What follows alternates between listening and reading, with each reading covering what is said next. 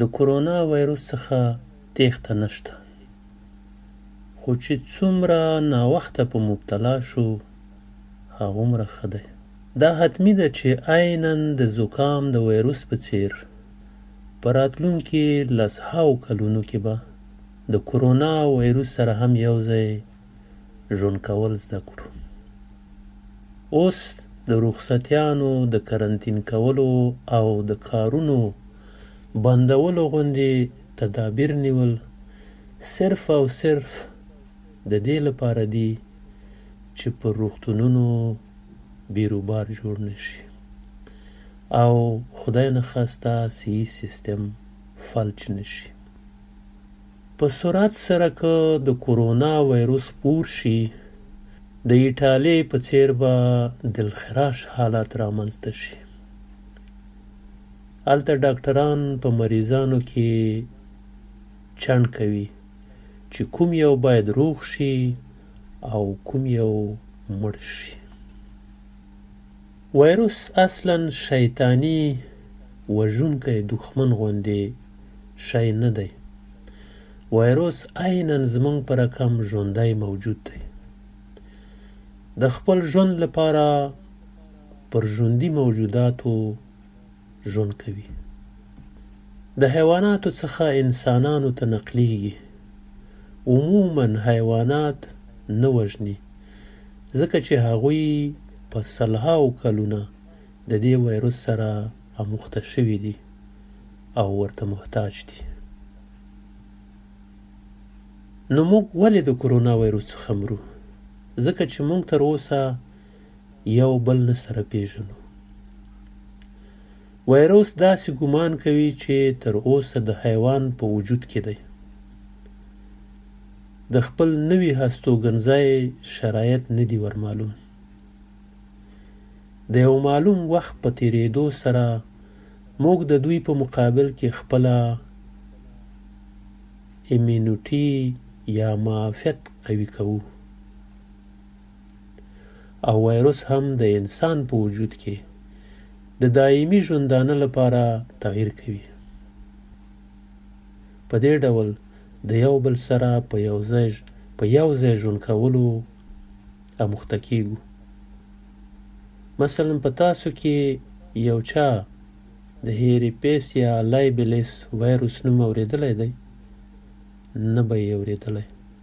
خو دا د دنیا تر ټولو د ډیرو خپرو شوو وایرسونو څخه دی چې یو ځل د انسان په بدن ورننوتی بیا د انسان تر مرګه د هغه د بدنه نه وځي. دا وایرس په بدن کې څه کوي؟ خوله باسي، یعنې پر شونډو زخم جوړوي، نوره خرابي نه کوي. موږ نه وژني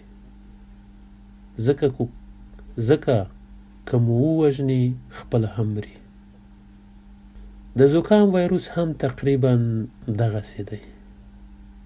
0.1% مرګونی دی. دغه لږه فیصدي هم هغه خلک وژني چې دایمي یا کرونیک مرضیانې ولري. هر کال په دنیا کې 9 میلیارد انسانان د زکام په وایرس مبتلا کیږي. په دې ډول بې شمیره وایرسونه شته چې موږ په یو ځای ژوند کولو ورسره اموخته یو. د وخت په تیریدو سره به د کرونا یا سارس او مرس غوندې وایرسونو سره اموخته شو. د مرس وایرس سره شاید 1000 کاله وروسته اموخته شو. نو ټول په کرونا وایرس مبتلا کیږو. شاید ځنې په اخته شوي یو او په خبر لا نه یو. شاید ډیر بیرته جوړ شوي یو. حتی بدن به مو معافیت لا د دې وایرس څخه ترلاسه کړی وي. شاید وایرس مو بدن ته راغلی وي، بیرته بل ځای ته تللی وي. د دې تر ټولو ښه مثال د ډایمنډ پرنسس کښتۍ ده. په کښتۍ کې 3500 کسانو څخه د 200 کسانو د کرونا وایرس د معایناتو نتیجه مثبته راختلې وه. د دوی نیمایي یعنې 350 په خپل مرض خبر شوي لا نه ول، خو مرض پر تیر شوی و. اوس هم ښه صحتمند دي او د عمرونو او سطح هم ډیر لوړ دی. ولې دا 350 کسان په خپل مرض پوهېدلي لا نه دي؟ ځکه چې د بدن دفاعي سیستم یې ډیر قوي و. دفاعي سیستم د بدن بیخي مهم دی. په موږ کې چې څوک سپورت کوي، ښه سم خوراک کوي، سیګرټ نه څکوي، یعنې د بدن دفاعي سیستم یې قوي وي، هغه شاید په دې مرض خبر لا نه شي. شاید ساده زکام غوندې په اسانۍ پر تیر شي. څه باید وکړو؟ د بدن مقاومت باید ورزیات کړو، حرکت او سپورت وکړو. تر وروسته یې ځان ښه تغذیه کړو. میوه‌جات، سبزیجات او خاص شیان لکه اوږه، مستې، پالک او نور وخورو. زینک، ویټامین سی درلودونکي میوه‌جات باید وخوړل شي.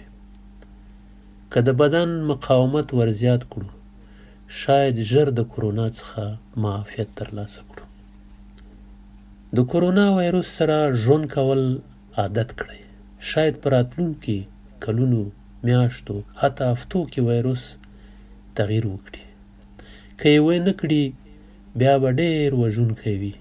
خپله به هم زموږ سره مري، خو دا احتمال کم دی، ځکه کرونا وایرس به هم زموږ سره ژوند کول زده کوي. که واکسین جوړ شي، هم د هر تغییر سره به هغه واکسین بیا کار نه کوي. د زکام واکسینونه همداسې دي. تاسو یوازې د تیرو کلونو د تیرو شوو زکامو څخه ساتي، د نوو څخه مو نه ساتي. یعنې پوره څوک نه ساتي. هر وخت پوره ساتنه ستاسو د بدن قوي دفاعي سیستم دی. لکه تر مخه چې مو وویل، وایرس د ژوند پاتې کېدو لپاره باید خپل استوګنځی ونه وژني او یا بل استوګنځي ته ولاړ شي. نو ځکه مجبور دی چې میوټیشن یا تغییر پکې راشي. میوټیشن د نسل تغییر ته وایي. په موږ کې چې د نسل تغییر کلونه اخلي، خو په وایرس کې دا تغییر په ساعتونو کې راځي.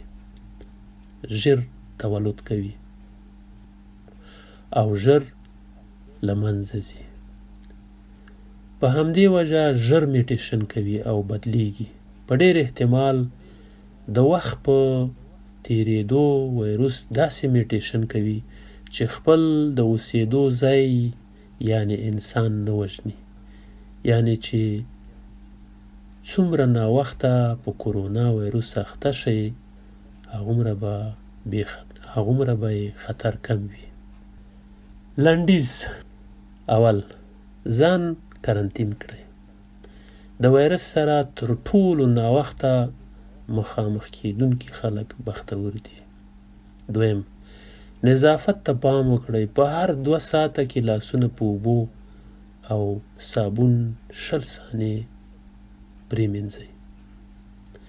د لاس پرېولو تر مخه خولې او پوزې ته لاس مه وروړئ. که مخ ته د لاس وروړلو عادت لرئ، نو پر یو ځای باندې غټ ولیکئ چې مخ ته لاس مه وروړه. دریم، میوه‌جات او سبزیجات وخورئ. څلورم، د معافیت لپاره ګټور شیان، اوږه، مستې او نور وخورئ. د معافیت لپاره ګټور ویټامینونه درلودونکي خوراکونه وخورئ. شپږم، حرکت وکړئ او په کور کې سپورت وکړئ. اووم، سیګرټ پرېږدئ. اتم، ډېرې اوبه وڅښئ.